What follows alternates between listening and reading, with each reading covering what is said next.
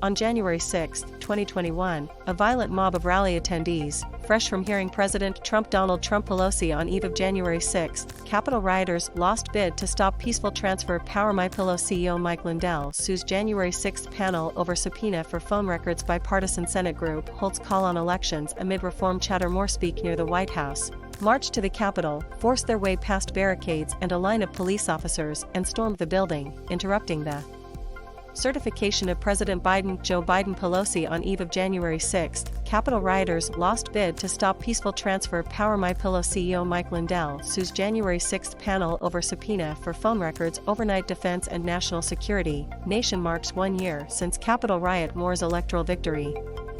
It's a series of facts and details that have since been disputed, politicized and muddied, leaving the nation bitterly divided on partisan lines and complicating the work of the Select Committee exploring the day's events and what preceded it. Well, one day after the attack, many Americans were united in revulsion to the ugly scenes that played out on their television screens. A year later, people hold deeply different views on the gravity of the day, who was responsible for what happened, and even the value of analyzing the attack. The result is a very different kind of anniversary from those the nation has previously marked to reflect on the darkest days of its history. Advertisement.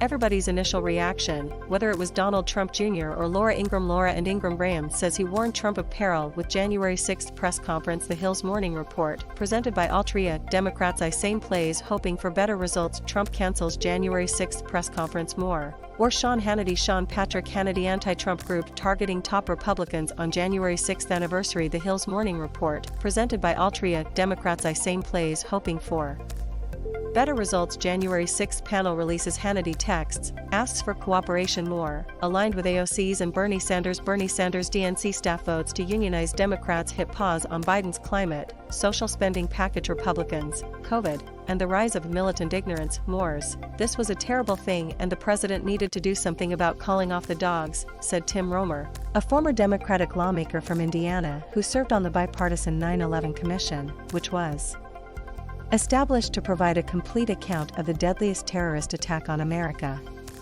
Copyright Getty Images. That turned very quickly to, how do you take political advantage of something? According to data from Pew Research Center, from March to September of 2021 there was a 22 percentage point drop in the share of Republicans who say law enforcement needs to track down and prosecute those who stormed the Capitol that day. The shift from conservatives was almost entirely responsible for the 9-point survey-wide drop. Advertisement. And while top-line numbers show general negative attitudes about the attack, recent polling shows sharp contrast in perspectives from Democrats and Republicans. An October poll from Quinnipiac University found the parties were divided on whether the attack was Trump's fault. 66% of Republicans said it wasn't, while 93% of Democrats said it was. Finally, a December poll from the University of Massachusetts Amherst found that 84% of Democrats felt it was important to learn more about what happened on January 6, while 75% of Republicans responded that it was time to move on. Former Senate Majority Leader Tom Daschle, DSD, said the environment feels remarkably different than when he was working to establish the 9/11 Commission.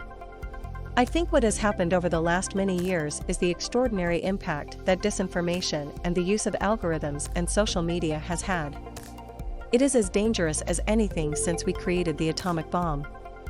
I think it is that crucially troubling and impactful in terms of what it could do to this democracy, Daschle told The Hill. Copyright Julia Nickinson. You have a significant percentage of people in this country who challenge the results of the last election in large measure due to disinformation. I think democracy has become extraordinarily difficult, in part because of disinformation promulgated by prominent political figures in this country that thrive on that disinformation. Trump, who on Monday called off a planned press conference on January 6, continues to claim the 2020 election was stolen. He has repeatedly called the attack on the Capitol a protest and argued the insurrection took place on November 3, Election Day. The former president, who is actively courting a new run for the White House in 2024, called his words ahead of the riot extremely calming, even though he told his supporters to fight like hell shortly before they marched to the Capitol. Polls show that Democrats and Republicans gravitate toward different words to describe what happened on January 6, but Jesse Rhodes, a political science professor and associate director of the UMass Amherst poll, said there was a more disturbing underlying trend. He pointed to the dip in the number of people who think January 6 participants should be prosecuted. There we're not just talking about how we describe things or what happened, but whether we want to learn from what happened and take steps to prevent such things from happening again. And that's what I think is really troubling, he told The Hill. Advertisement. Rhodes said messaging to cast doubt on what happened on January 6 has resonated most with the segment of Republican voters most closely associated with Trump, who also make up a sizable portion of the general electorate. We're talking about roughly a third of voters. They're picking up those messages, and they are responding in kind. And so I think that's, to me, what is most notable and troubling is that for that fraction of Americans, this message is working, even though the committee is finding more and more evidence of very troubling involvement by people and indications that there was advanced planning and funding, he said. The kind of preemptive delegitimizing of the committee's work is working with that particular group of Americans. The strong views of that subset of Republicans divides the party, while Democrats are fairly unified in their perceptions and attitudes around the day. Republicans are divided today, in large part, because of Donald Trump. While the elements that divide the party today pre-existed Trump's candidacy and presidency, there is little question that his leadership of the party enhanced and deepened those divides.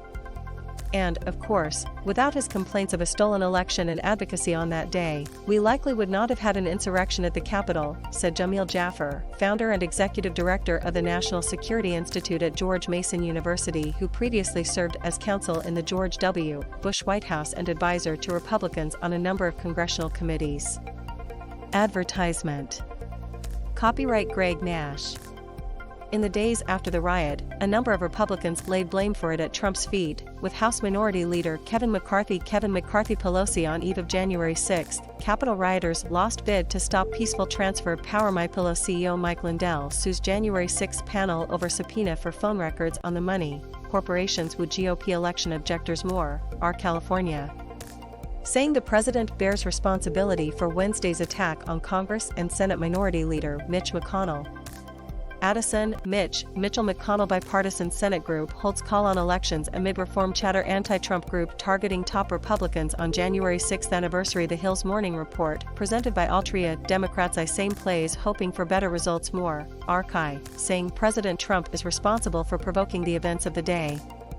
But Trump's response, both before and after his second impeachment that itself was triggered by the January 6 attack, complicated an effort to establish a review mechanism for the riot that was largely fraught from the beginning.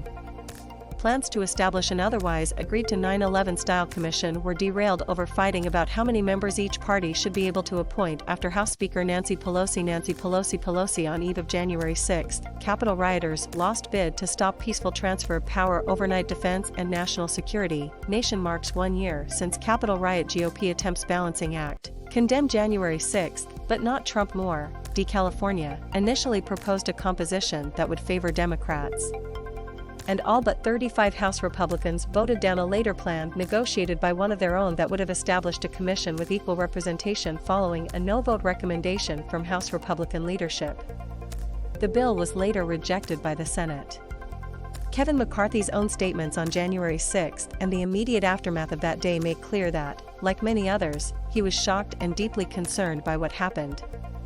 And despite what the president said about him in the days that followed January 6, McCarthy saw the reality of his caucus around him and clearly felt the need to go down to Mar-a-Lago and make peace, Jaffer said, noting that Trump-backed primary challengers to sitting members of Congress have seen success. Advertisement. You have a motivated voting population and a person with a bully pulpit. That's inevitably going to move politicians. It's the nature of democracy.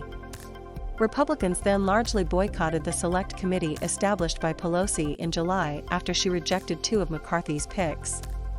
I think when McCarthy decided not to join formally, the decision was to basically refuse to accept anything other than partisan narrative. I have my story, you have your story. And we lose this very, very fundamental tool to develop a shared sense of what actually happened, said Yochai Benkler, co-director of the Berkman Klein Center for Internet and Society at Harvard University, who has studied disinformation within the Republican Party.